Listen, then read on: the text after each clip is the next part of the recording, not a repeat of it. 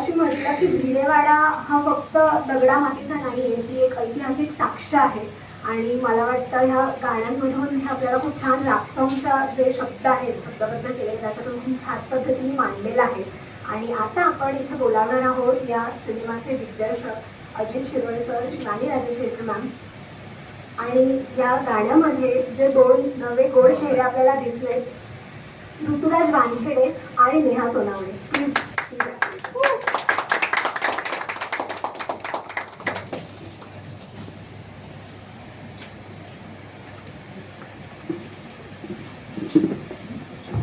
कलाकार आणि दिग्दर्शकांबरोबरच मी विनंती करते, आजचे आपले मान्यवर आहेत जे महाराष्ट्र महावितरण संस्थेचे संचालक आहेत श्री राजेंद्र पवार सर, यांनाही मी विनंती करते की त्यांनी यावं.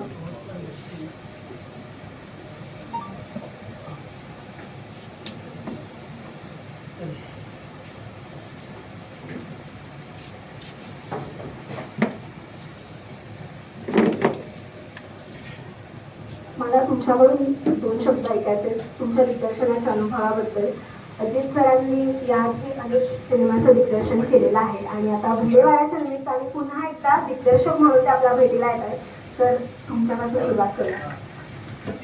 मी बोलण्यापूर्वी या सिनेमाचा जो बॅकबोन आहे ते निर्मात्या जयश्री शिरोळे यांना पुढे असं सांगतो. भिडेवाड्याच्या निर्मात्या जयश्री शिरोळे.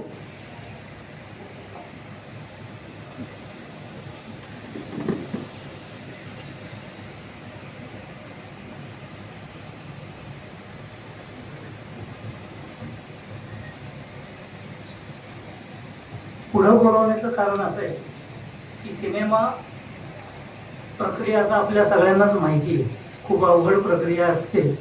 माझा अनुभव तर 20-25 वर्षाचा आहेच. आधीचे चित्रपट जे केले ते दिग्दर्शक म्हणून केले आणि हा प्रोजेक्ट एक आपलं स्वप्न असतं. त्या स्वप्नापैकी एक प्रोजेक्ट म्हणजे हा भिडेवाडा. 1848 साली 1 जानेवारी रोजी ज्या तात्यासाहेब भिडे यांच्या वाड्यात महिलांची किंवा मुलींची जी पहिली शाळा सुरू झाली ते शीर्षक म्हणजे भिडेवाडा. हा फक्त भिडेवाडा म्हणजे वास्तू नाही, तर एक विचार आहे जो त्या काळी गरजेचा होता आणि त्याची फळं आत्ता आपण भोगतोय. सगळ्या महिला असतील, मुली असतील किंवा मुलंही असतील. शिक्षण हे जे बंदिस्त होतं एका मुठीत, ते पूर्णपणे सर्व समाजासाठी, महिलांसाठी तिथून सुरू झालं. तो हा भिडेवाडा तो आजच्या काळात आपण मांडलाय आणि ते मांडत असताना अनेक अडचणी आल्या. त्या अडचणींवर मात करत माझ्याबरोबर सर्व माझे कलावंत, तंत्रज्ञ टीम यांनी मला ती साथ दिली. स्पॉट बॉय असेल तर आमचा हा नायक ऋतुराज असेल, नेहा असेल, ते सगळेच आमचे छोटे छोटे आर्टिस्टपासून सगळ्यांनीच मला साथ दिली. म्हणून एक प्रोजेक्ट पुढं गेलं, इथपर्यंत आलं. आता जबाबदारी राहिली ती पुढच्या गोष्टींची. गणेश गारगोड्यांसारखा एक चांगला मित्र माझ्याबरोबर आहे, त्यामुळे हे प्रोजेक्ट आता पुढं जायला लागलं. कारण ते अवघड होतं थोडं, पण गणेश गारगोडे आणि त्याची जी टीम आहे सगळी मीडियावरची, या लोकांनी खरंच साथ दिली. त्याच्या पाठीमागे एवढी कामं आहेत, मोठे मोठे बॅनरचे, पण मी अडचणीत असताना हा माणूस माझ्या पाठीमागे उभा आहे हे सांगणं गरजेचं आहे. कारण तो माणूस कधीच पुढे येत नाही. बाकीच्यांना सगळ्यांना प्रिंट मीडिया किंवा इतर मीडियात पुढे आणतो, परंतु हा सगळ्यांच्याच अनेकांना तो साथ देतो. तशी मला साथ दिलेली आहे, कारण आमची मैत्री जी आहे ती 25-30 वर्षाची. या कार्यक्रमासाठी आता चित्रपटाबद्दल मी जास्त बोलण्यापेक्षा चित्रपट बघितलेला बरा. तुम्ही सगळ्यांनी त्याला प्रमोट करा, लोकांना येऊ दे. कारण हा विचार आहे, आम्हाला व्यवसाय हा आमच्या डोक्यात नाही आहे. या सिनेमातून हा विचार लोकांपर्यंत जावा, त्याची आज गरज आहे. कारण आत्ताची वेळ तशीच आहे. आम्ही काय खूप मोठं सामाजिक काम करतोय वगैरे असा आमचा अजिबात दावा नाही, परंतु सावित्रीबाई फुले आणि महात्मा फुले, तात्यासाहेब भिडे यांनी जे काम केले ते लोकांपर्यंत पोहोचावं आणि आजच्या तरुण पिढीला या सगळ्या गोष्टींची जाणीव होऊन आज चांगल्या लोकांची गरज आहे समाजाला.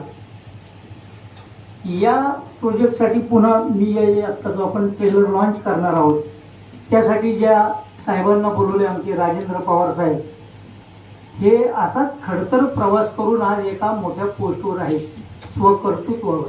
त्यांनाही समाजाची खूप मोठी जाण आहे.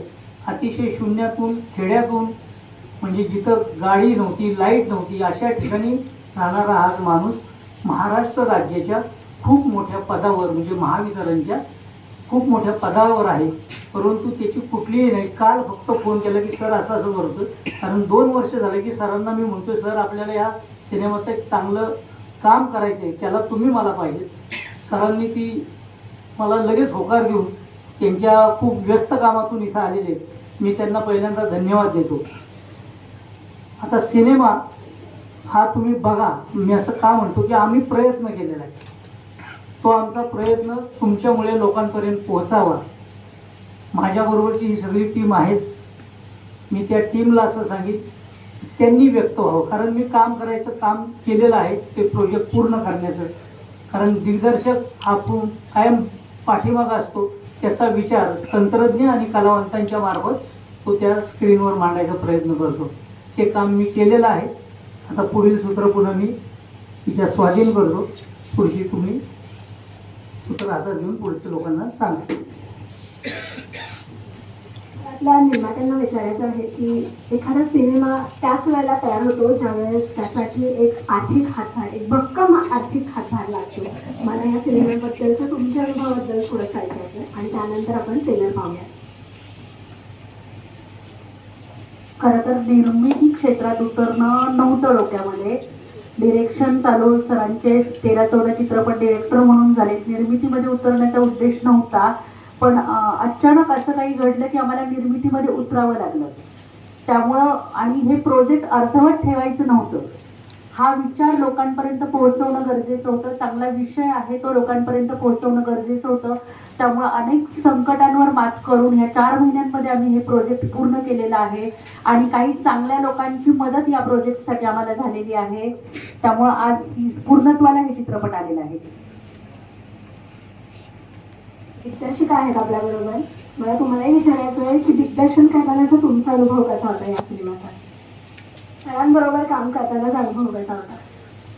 खरं तर ॲज अ डिरेक्टर ही माझी पहिलीच फिल्म आहे, पण अनुभव खूप छान होता. सरांकडून शिकण्यासारखं बरंच काही आहे. मी ओरडा भरपूर खाल्ला आहे, पण शिकलेही तेवढंच आहे. आणि भिडेवाडा म्हणजे आत्ता ज्या काही मुली शिकतायत, कोणी ॲडव्होकेट बनत आहे, कोणी पायलट बनत आहे, कोणी टीचर आहे, प्रिन्सिपल, बऱ्याच मोठ्या मोठ्या पोस्टवरती मुली पोहोचलेल्या आहेत.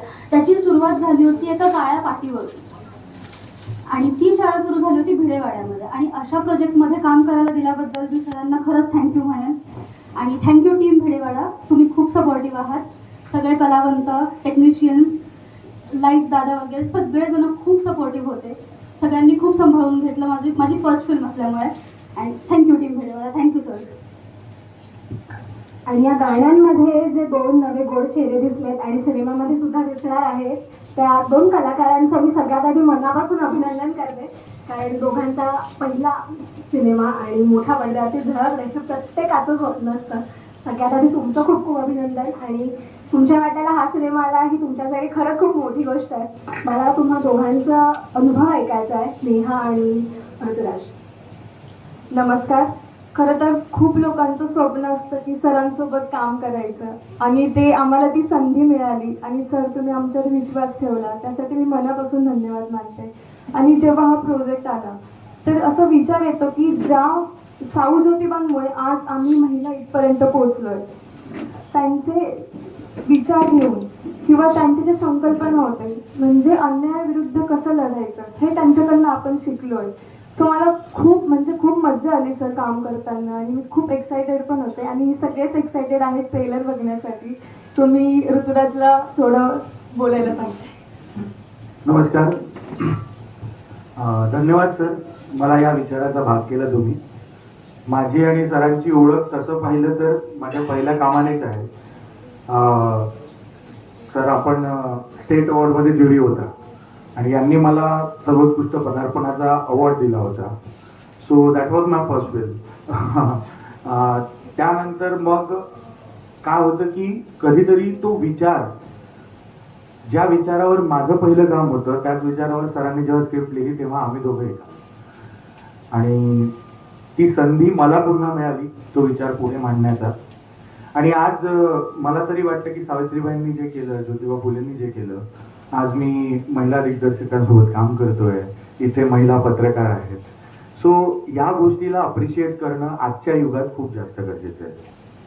त्याचबरोबर करमणूक ही प्रबोधनात्मक असायला पाहिजे, पण प्रबोधनात्मक असताना एंटरटेनिंग फॅक्टर जो सरांनी जोपासला तो खूप चांगला आहे. कारण हे व्याख्यान नाही आहे, ही फिल्म आहे, चित्रपट आहे, आणि ते सरांनी खूप छान त्याची सांगड घातलेली आहे. एक एंटरटेनिंग वेमध्ये हे प्रबोधन हा विचार लोकांपर्यंत पोहोचवला सरांनी. त्यासाठी आम्हाला तर म्हणजे या विचाराची भाग होणं हेच खूप मोठी गोष्ट होती, आणि ते झालो आम्ही, है ना. अजून सांगायचं म्हणजे फक्त एकच, जे मी वारंवार म्हणत राहतो की सध्या कोणाला म्हणण्यापेक्षा समाज म्हणजे आपणच आहोत, आणि समाज तोडण्याचे खूप प्रयत्न होत आहेत. सरांनी या फिल्मद्वारे समाज जोडण्याचा प्रयत्न केलेला आहे. सो त्यामुळे मला याचा भाग होता आलं, आणि त्यासाठी धन्यवाद सर. थँक्यू. आपले आजचे जे मान्यवर आहेत महाराष्ट्राच्या महावितरण संस्थेचे संचालक श्री राजेंद्र पवार सर यांना मी विनंती करते की त्यांनी आपलं मनोगत व्यक्त करावं.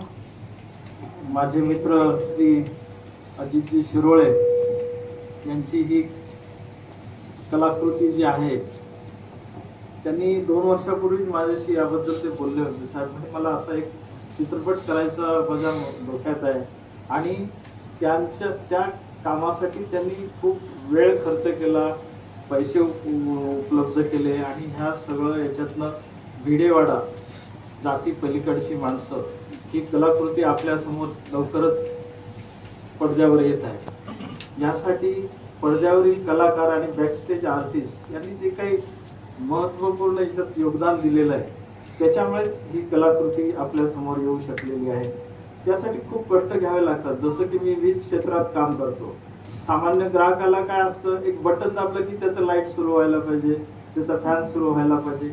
तसं प्रेक्षकाला प्रेक्षक गेल्यानंतर त्याला एक चांगला चित्रपट हवा असतो, पण त्याच्यामुळे ते हात कार्यरत असतात हे त्याला माहीत नसतं. त्यांना फक्त एक चांगला चित्रपट हवा असतो.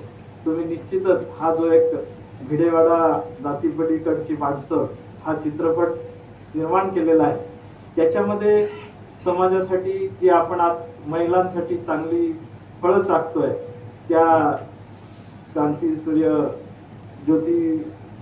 ज्योतिबा फुले असतील, सावित्रीबाई फुले असतील, यांचं योगदान खूप महत्त्वाचं आहे.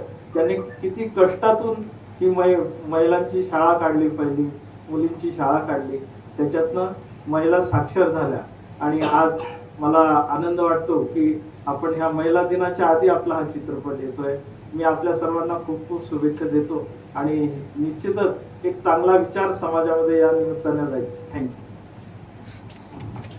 आणि आता ज्या क्षणाची आपण मगासपासून वाट पाहतोय, ट्रेलर, लवकरच आता आपण ट्रेलर पाहणार आहोत. मी सगळ्यांना विनंती करते की कृपया त्यांनी आसनस्थ व्हावं.